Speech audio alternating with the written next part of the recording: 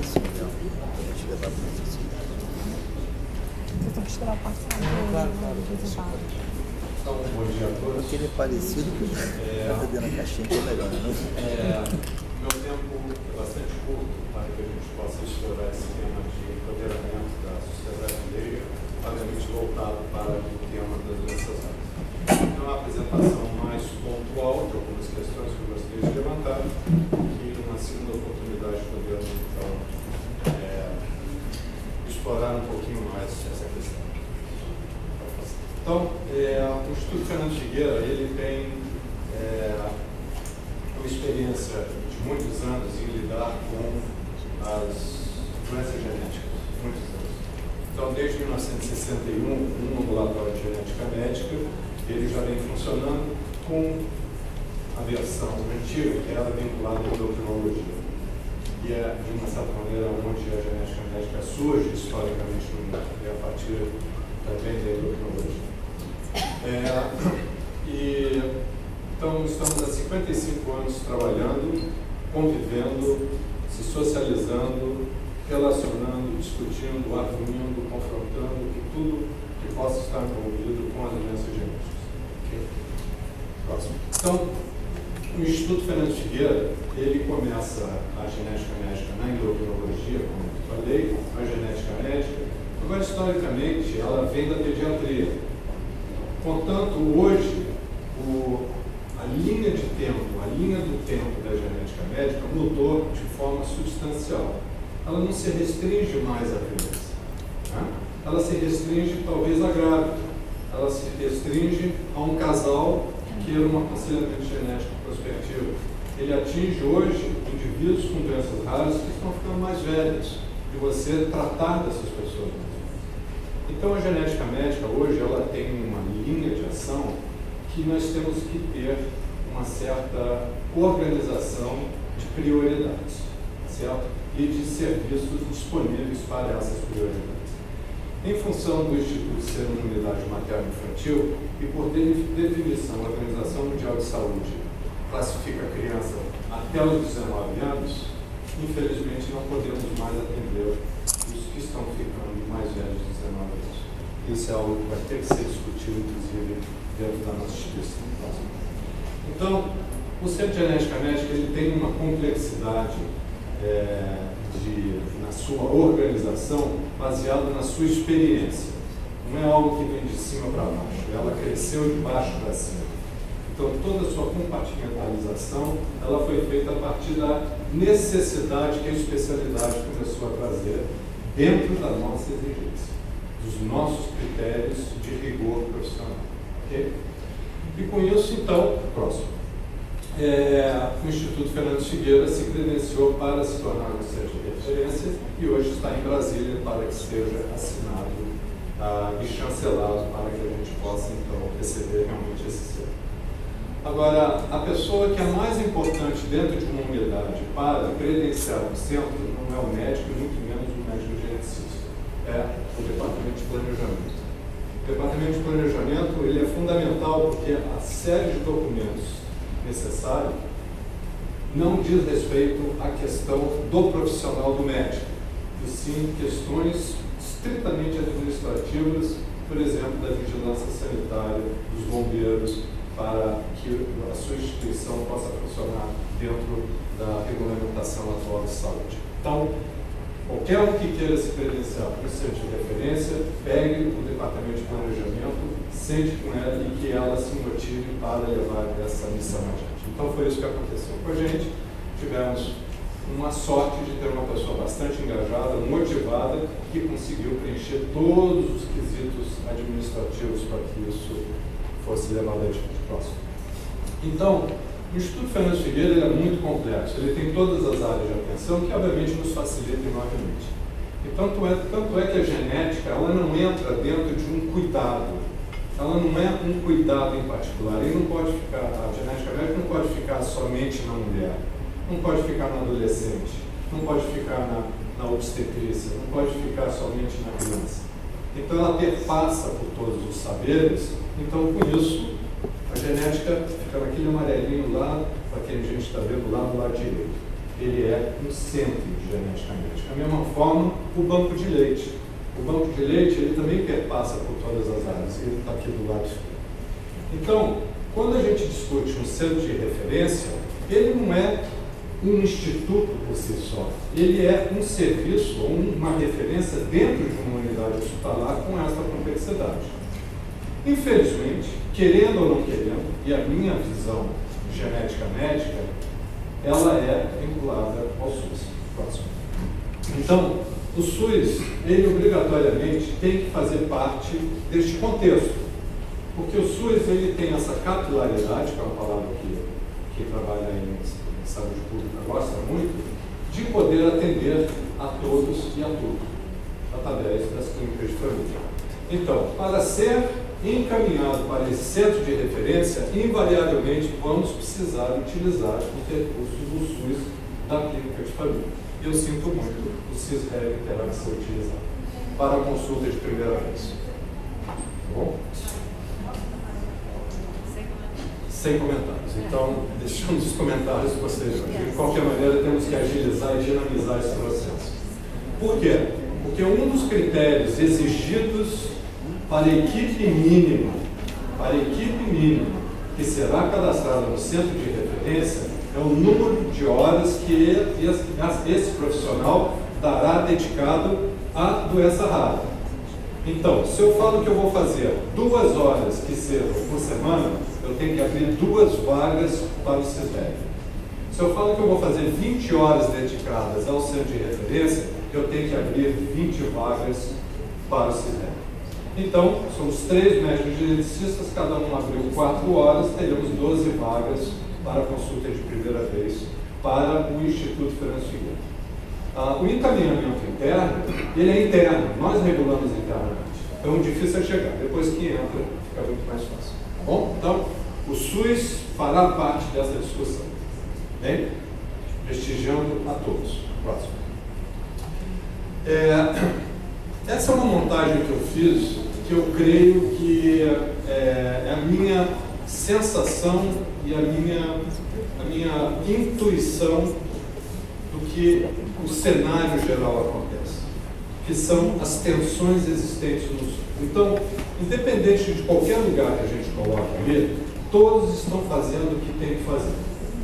Falamos mal da indústria farmacêutica, porque elas vêm a nós com aquele rigor, com aquela dinâmica de contato, vender produtos entre aspas. Mas o que a indústria farmacêutica tem que fazer, não é isso? Nós temos que saber conviver com esse tipo de dinâmica. Agora, o que é um médico dentro de uma instituição de pesquisa que eu quero fazer? Eu não vou pesquisar, eu tenho que me formar dentro desse rigor de pesquisa e eu vou fazer o que eu tenho que fazer. Então, se vocês forem ver, eu dividi. Então, como é que isso começa? Eu estou lá embaixo no centro de referência, ok? Eu recebo, a priori, é um centro terciário de referência, nós recebemos referências da área metropolitana do Rio de Janeiro, que é a maioria, 95% do nosso encaminhamento é da área metropolitana. Entretanto, recebemos da municipalidade, recebemos de outros estados, ok? Então, esse fluxo, ele já é existente. Por outro lado, você tem a indústria farmacêutica que, de uma certa maneira, eles entrando para comercializar um determinado produto, há determinadas obrigações e que nos satisfaz de uma forma bastante adequada. Qual delas? A primeira delas. Eles são obrigados a manter um registro da doença. Isso é muito bom para que a gente conheça a história natural da doença, tratada ou não tratada. Perfeito? É muito importante com relação à educação médica continuada. O investimento que é feito, obviamente, sem dúvida nenhuma, existem conflitos de interesse. Todos nós aqui temos um conflito de interesse. É um conflito de interesse de eu, como médico pesquisador, pode ser até me relacionar com associações de pais. Pode ser até considerado um conflito de interesse. Eu estar querendo convencer uma associação que vem a mim para que eu identifique o problema dos seus filhos, e aí eu fico com o saber do DNA. Isso pode ser um conflito de interesse. É aqui onde eu vou caminhar com relação ao empoderamento que vocês passam a ter hoje, como cidadãos biológicos. Okay? Agora, veja que tensão começa a acontecer. Então, começa a haver os registros de novos medicamentos.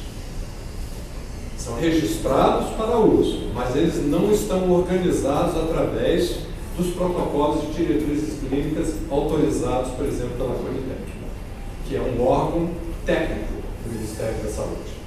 E é somente a Conitec que autoriza esse tipo de protocolo oficialmente.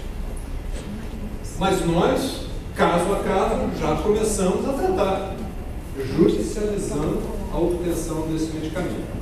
É possível uma receita médica ser decidida pela mesa de um juiz, pela mão de um juiz se deve ou não deve dar? É uma certa incoerência, mas é isso que acontece hoje. Para qualquer medicamento que não esteja na lista de excepcionalidades dos usos. Bom?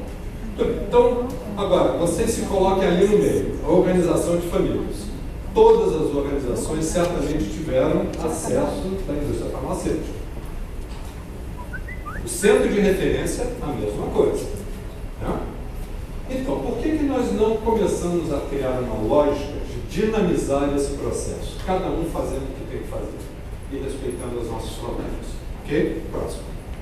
Então, aí que surge o termo do cidadão biológico? Isso não é um termo criado por mim, é um grupo de pesquisadores em 2001 que viram o papel que as associações têm. O que é que a associação tem que todo mundo da pesquisa quer? Seus filhos, seus pacientes, o seu material, o seu saber da sua doença. É isso que interessa para a grande maioria, se não todos. Por que não capitalizar sobre isso? Capitalizar de uma forma organizada. Ok? Então, indivíduos com doenças genéticas, cidadãos biológicos. Próximo. Os grupos que advogam em defesa dos direitos dos cidadãos biológicos. Temos vários grupos, né?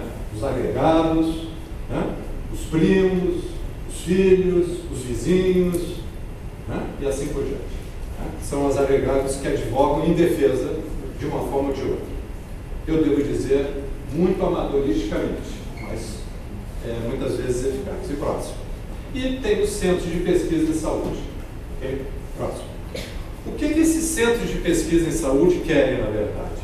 Os pesquisadores, eles têm um foco muito localizado, com objetivos muito específicos. Será que interessa realmente essas associações? Será que interessa a vocês saberem se o gene é assim, assado? Será que é esse o objetivo real? É o que vocês querem no final do dia? Próximo. Então, eu recomendo que vocês comecem a ler esse texto. O que esse grupo de pesquisadores faz? Pela primeira vez, eles chegam e falam: Zé Carlos, você que é da BOI, que tem um grupo de osteogênese, você quer sentar na mesa aqui e a gente discutir interesses comuns? E aí esse trabalho que ele começa em 2001. É uma doença chamada pseudo-Chanton elástico, tem uma série de problemas, era uma doença de adulto, mas esse grupo de pesquisadores viu que era fundamental essa parceria, porque eram as associações que tinham todos esses pacientes cadastrados. Próximo. Então, os pesquisadores têm muita coisa a responder. Via molecular, né? Experimentos, modelos animais. Por que o modelo animal de POMP vai ajudar uma pessoa hoje com POMP a conseguir uma fisioterapia? Nada. Isso é meu interesse. Eu tenho um apelo pela parte técnica de pesquisa. Enfim, nós podemos seguir vários caminhos ali. Próximo. Descobrir vários genes. Pronto, eu consegui o meu interesse, né? Que é especificamente técnico. Segui verba do CNPq, nota perde e assim por diante, questões muito técnicas. O que agora as associações, o cidadão biológico quer? E os grupos que advogam? Eles prover um amplo suporte aos indivíduos afetados. As necessidades de suporte são muito variadas. É uma população muito heterogênea nos seus quereres. É muito difícil. E você não pode atender individualmente cada um. Mas, próximo, o que a gente faz? Nós tentamos ajudar dentro de uma visão um pouco assistencialista. Entretanto, com uma visão que faz uma extensão do nosso lado técnico para a humanização do atendimento. Então, o que nós fizemos? Nós começamos a construir um projeto no sentido de que prover determinados instrumentos que muitas famílias não podem ter. Então, quando a gente entra dentro de uma discussão, que seja com a indústria farmacêutica, que seja com uma empresa privada, que seja inclusive com pessoas individuais ou famílias que queiram fazer doações, montamos um caixa. E esse caixa ele tem uma finalidade estritamente de atender a pacientes, não é pesquisa. Próximo. Então, nós temos assistente social, junto com a genética médica, que começa então a arrecadar fundos exatamente para fazer essas ações mais pontuais. Certo? Próximo. Então, temos várias doações, várias famílias contribuindo, e essa solidariedade, que é algo que é culturalmente construído. Nós precisamos ter isso no nosso cotidiano, dessa solidariedade. Isso é fundamental. E que em outros países funciona de uma forma bastante gratificante. Próximo. Então, quando a gente começa agora a profissionalizar essa relação, existe um órgão hoje que protege qualquer um que vai entrar voluntariamente na pesquisa, que são os comitês de ética e pesquisa. Querendo ou não querendo, os comitês de ética e pesquisa são essenciais, porque vão proteger qualquer voluntário a entrar em qualquer que seja a pesquisa.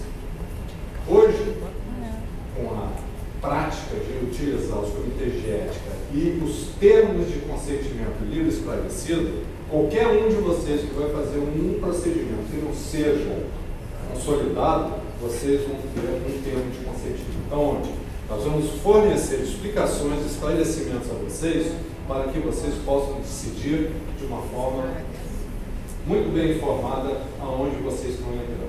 O que vai ser feito com o DNA para vocês, se é só diagnóstico, se pode ser publicado, se vai ser publicado, se não vai ser, se pode ser fotografado, se pode ser veiculado.